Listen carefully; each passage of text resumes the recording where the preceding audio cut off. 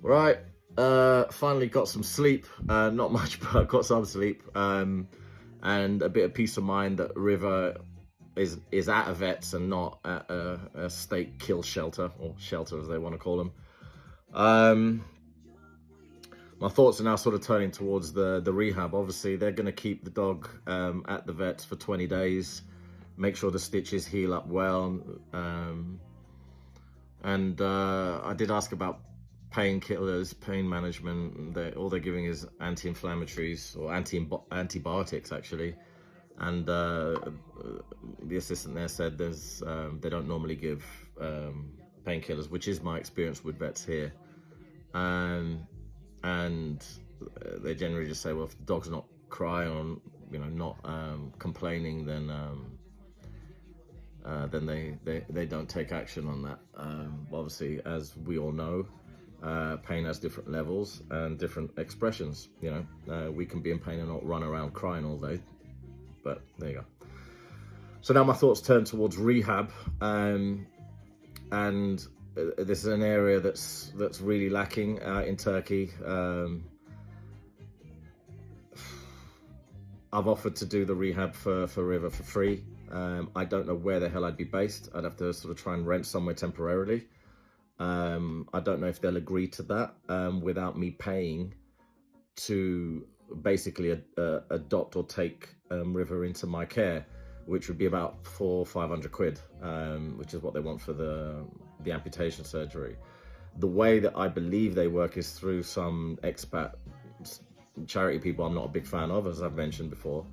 But those people would then fundraise and then have a channel to relocate them through to fosters and then on to an adoption, hopefully. And I've seen firsthand how those fail.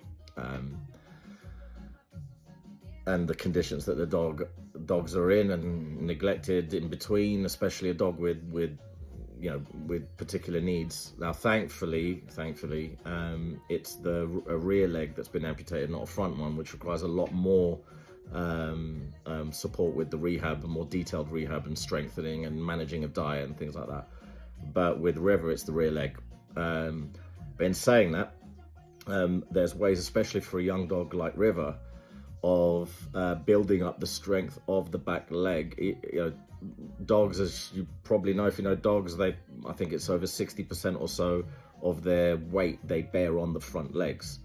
What you want to try and give the dog is as much balance as possible and give that rear leg strength. So you'd you'd get a sort of harness for the front and lift off while walking, lift off the weight a bit off their front legs, just to add that extra load there. You do work with steps, you do balance work, figure eights, going the other way, opposite ways, different things, just to work with the adaptation. Now, dogs adapt anyway. They don't necessarily need our help, but it does help. You can do a lot for a dog's ongoing balance, coordination, coordination there. What am I talking about? I don't need to overcomplicate it, which I think a lot of people tend to do. And once I get waffling, I'm also can be guilty of doing that as well. So yeah, right now I'm at the farm.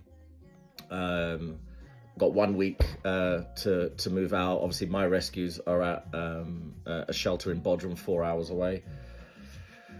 And after the week, I don't know, I'm going to be crashing on the sofa of the family that's been helping me in the village, and moving whatever surplus stuff I've got there. I've got a couple of suitcases that I bought, and just loading things up, and at the same time trying to sell on Facebook Marketplace and get rid of as many things as I can between now and the 1st of June.